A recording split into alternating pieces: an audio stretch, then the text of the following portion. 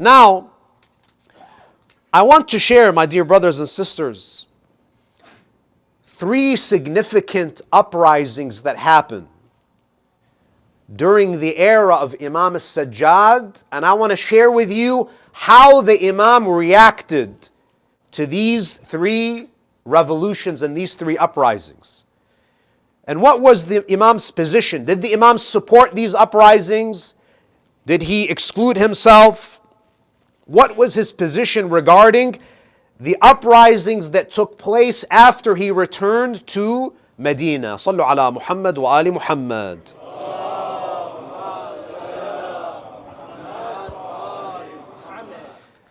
The first uprising, so we know that the Battle of Karbala took place in 61 AH, 61 after the Hijrah.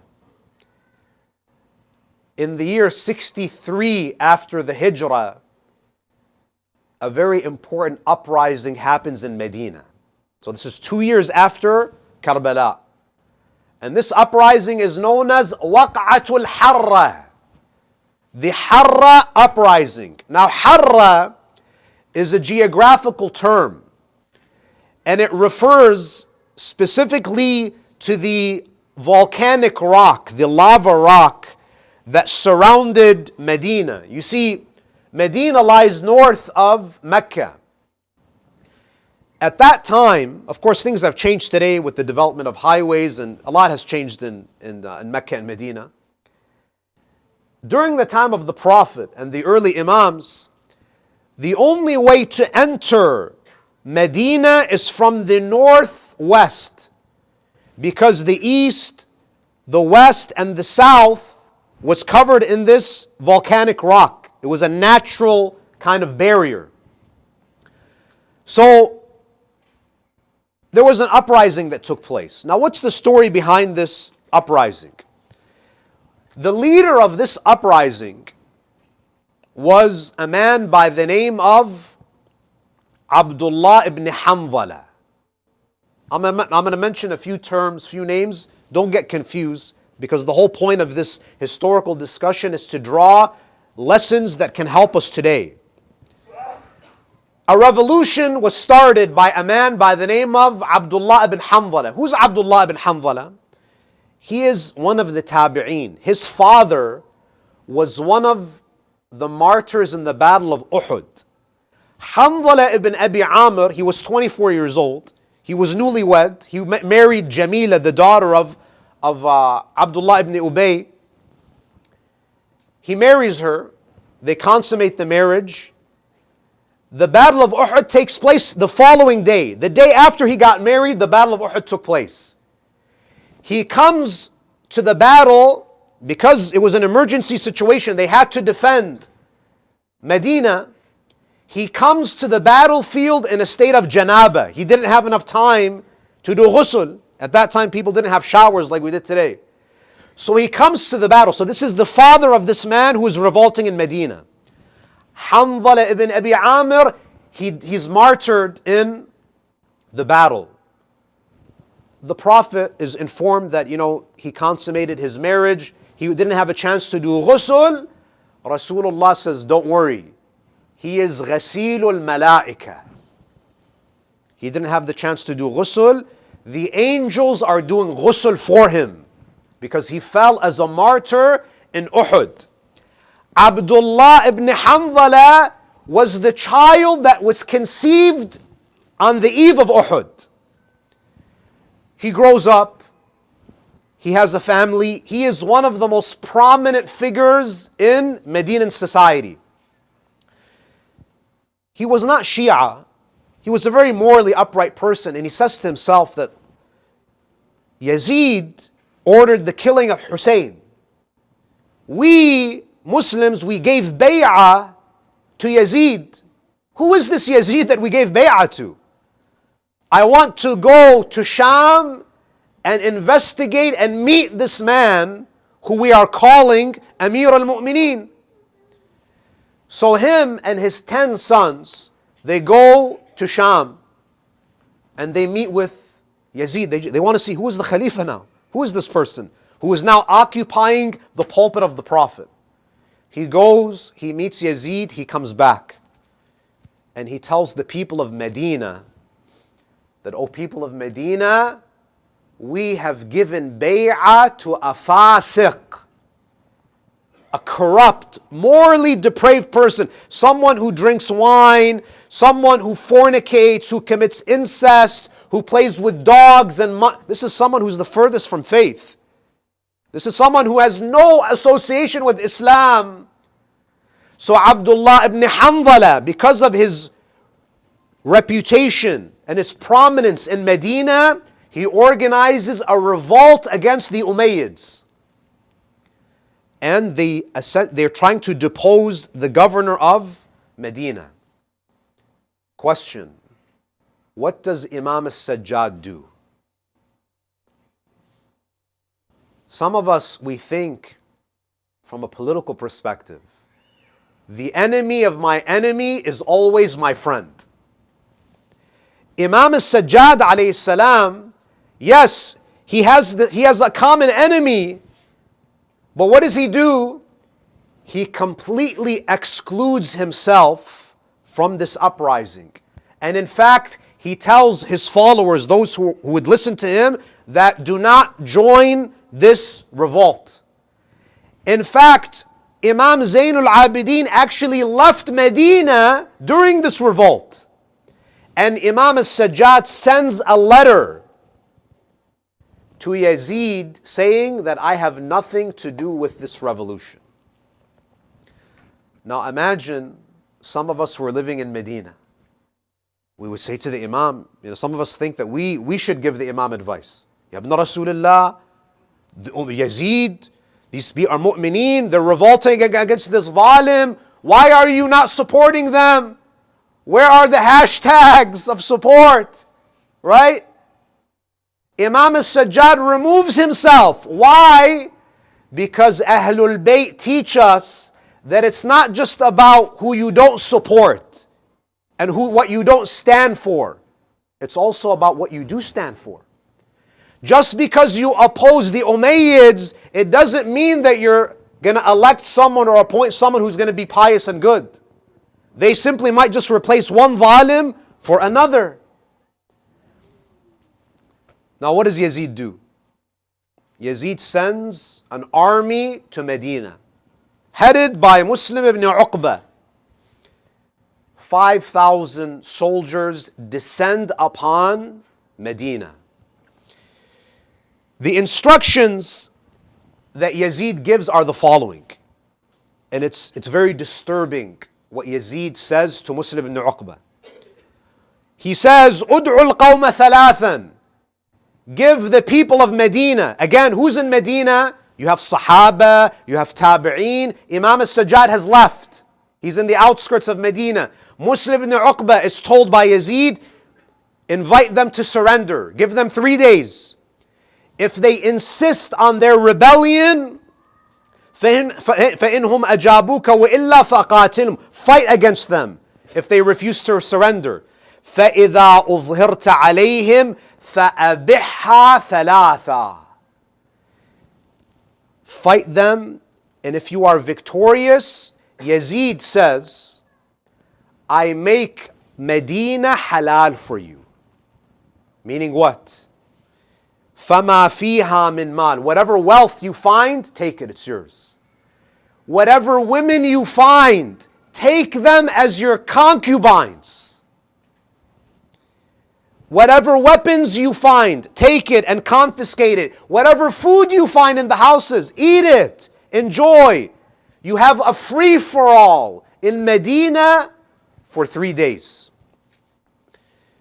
Yazid, he sends a letter to Muslim ibn Uqba. He says, فَإِنَّهُ, about Imam Sajjad, he says, fight everybody but leave Ali ibn al-Hussein alone. Do not attack Ali ibn al-Hussein. He says, فَإِنَّهُ لَمْ يَدْخُلْ فِي شَيْءٍ مِمَّا دَخَلُوا فِيهِ. Because Ali ibn al-Hussein has nothing to do with this revolution. وَقَدْ أَتَانِي كِتَابُهُ. We don't have the letter that Imam Sajjad wrote. But Yazid, he says that Imam Sajjad, Ali ibn al-Hussein has nothing to do with this rebellion. Leave him alone. I received his letter. Now, Ibn Kathir, he writes إنه حبلت ألف امرأة في تلك الأيام من غير زوج. There was blood flowing in the streets of Medina. The army of Muslim ibn Uqba, they stationed their horses in the masjid of Rasulullah. The mosque of the Prophet became a stable for the horses. Ibn Kathir says 1,000 virgins were impregnated by this army. You have 1,000 newborns who were born out of rape. Now, in this atmosphere, you may say, why didn't Imam Sajjad rise up? Why didn't he do anything? Because the Imam alayhi salam knows that we don't have the manpower to resist. If we fight, what's going to happen? I will be killed, all of my followers will be killed, and there will be no trace of Islam left. This is very similar, by the way, to what happened in Iraq. There were many Shias for many years criticizing Sayyid al-Sistani, why doesn't he come out and say anything? Criticizing Sayyid al-Khou'i, why doesn't he come out and say anything? Many of them were following the example of Imam Sajjad, keeping their heads low, working quietly for the sake of preservation. I promise you, brothers and sisters, that sometimes our ulama, they're silent not because they're afraid. They're silent because they care about the blood of the Shia. They don't want this blood to be spilled in vain. This is what Imam Sajjad was trying to teach the people. That I don't have a problem with revolting, but our blood, if it's going to be shed, it should be for a good cause. It should matter. We shouldn't just give our blood freely. We have to be strategic. We have to plan. We can't be reckless. If Sayyid al-Khou'i came out and challenged Saddam, you know what would have happened? Millions of Shias would have been wiped out.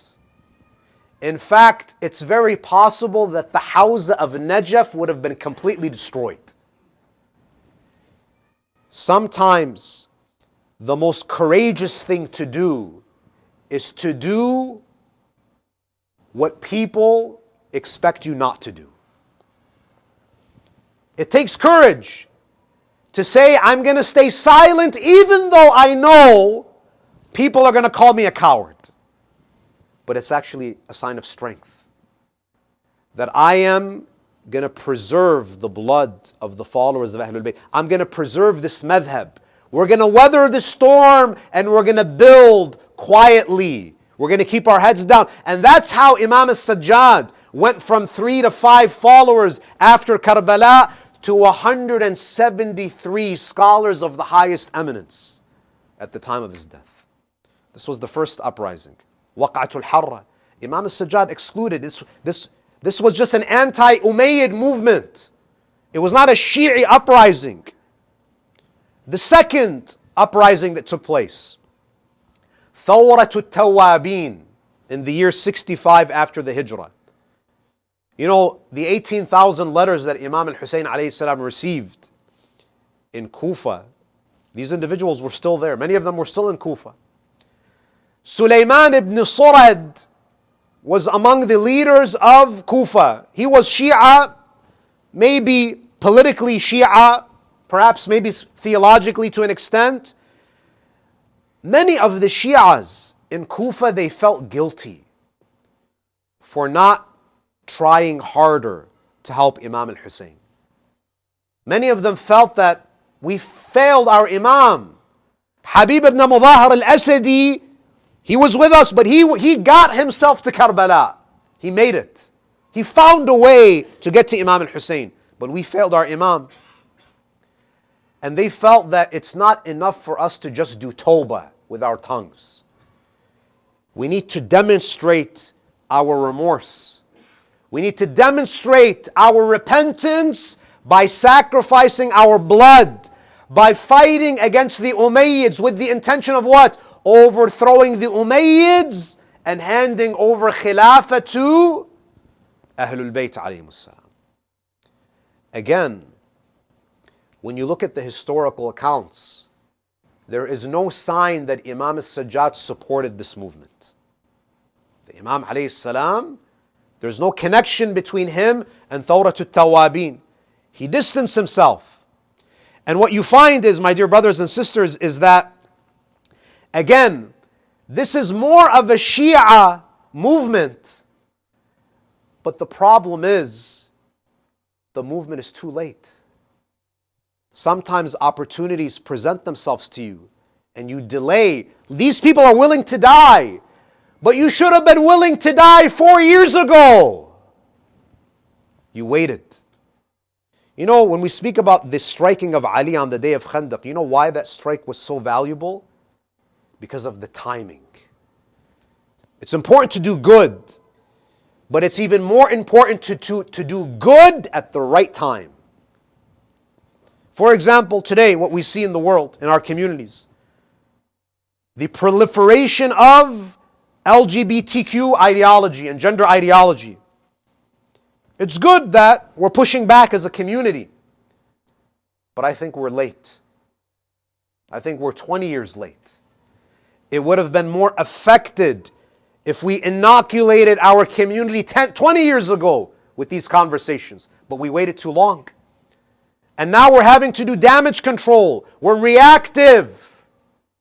Thawratul Tawwabin is a story about men who are good, who are decent-hearted, but they did not act when the time required them to act.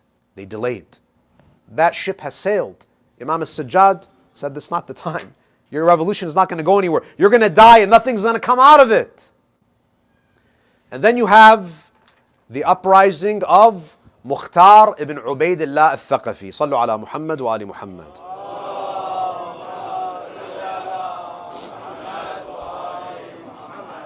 Mukhtar ibn Ubaydillah al-Thaqafi is a unique individual. Of course, when you look at Mukhtar, we have to be honest and say that we have narrations that praise Mukhtar ibn Ubaydillah al-Thaqafi, and we also have narrations that condemn him.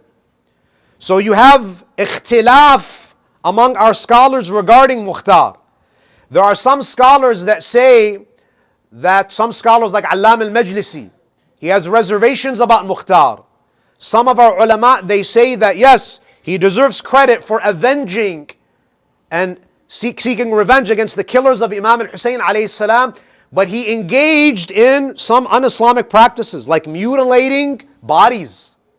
Some ulama say that this was something that was disapproved and unacceptable. You have other scholars like Sayyid al-Khou'i.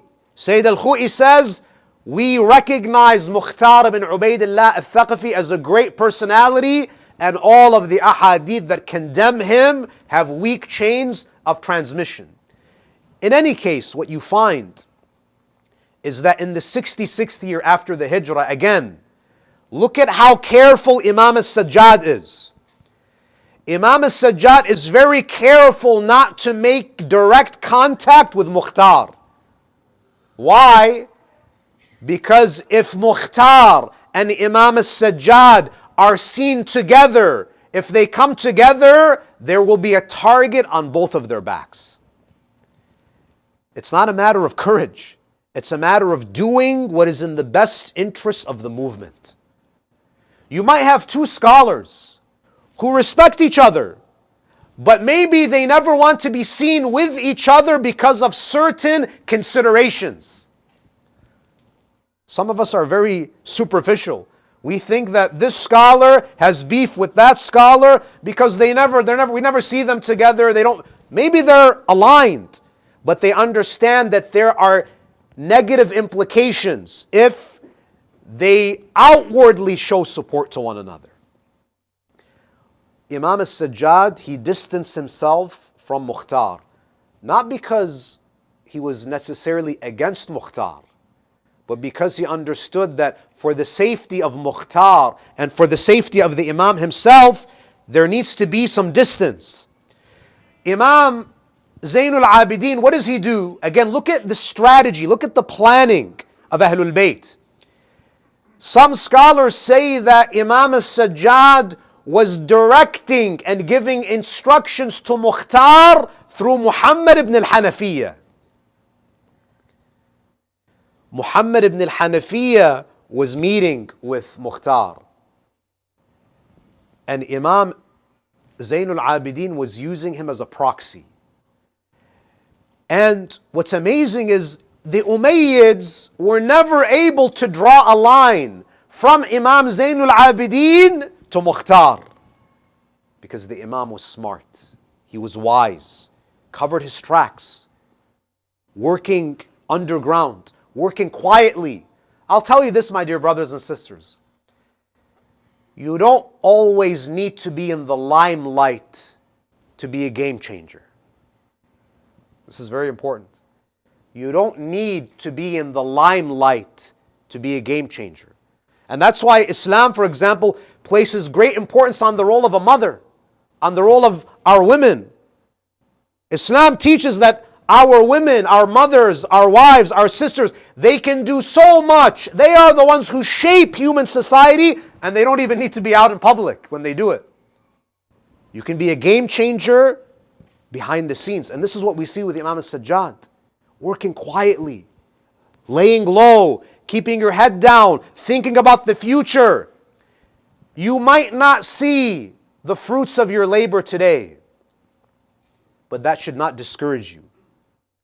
Imam Zainul Abidin, he was doing things in his life to benefit the Shi'as for generations to come.